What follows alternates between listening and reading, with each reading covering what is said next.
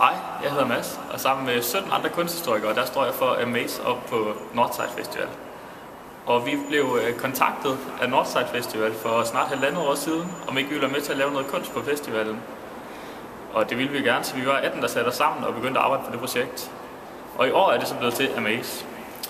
Og som kunsthistorikere, så er vi jo ikke selv kunstnere, så derfor lagde vi vægt på, at det skulle være noget, der involverede brugeren i en høj grad på festivalen. Og det vi har valgt at lægge vægt på især, det er brugerinvolvering og oplevelse. 2 koncepter, som også står Northside meget nært. Amaze, det er et stort installatorisk værk på 15 x 15 meter, som bliver bygget på festivalen af brugerne igen.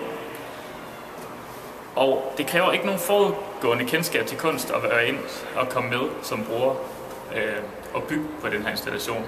Ligesom regnbuen her, som vi står i Olaf Eliassons værk på toppen af Ars, så når det skal opleves og ikke analyseres i en dybere grad.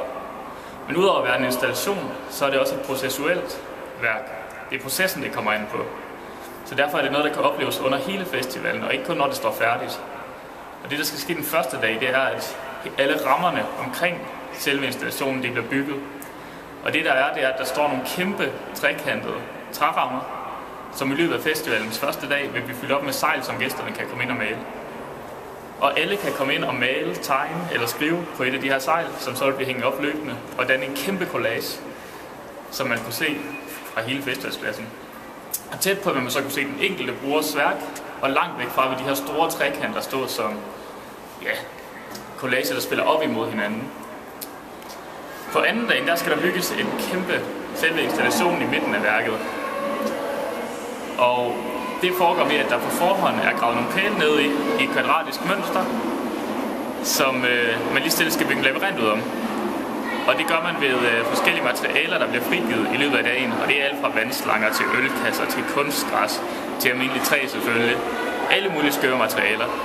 Og igen er der ingen forudsætninger for at komme ind og være med. Alle kan være med. Og man er også meget velkommen til at komme bare og se det og opleve det, uden selv at deltage aktivt.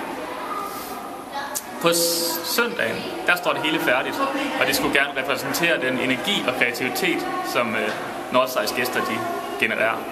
Så vi håber meget, at I alle sammen vil komme og være med og lege sammen med os, og lave en eksplosion af et installationsværk på Northside.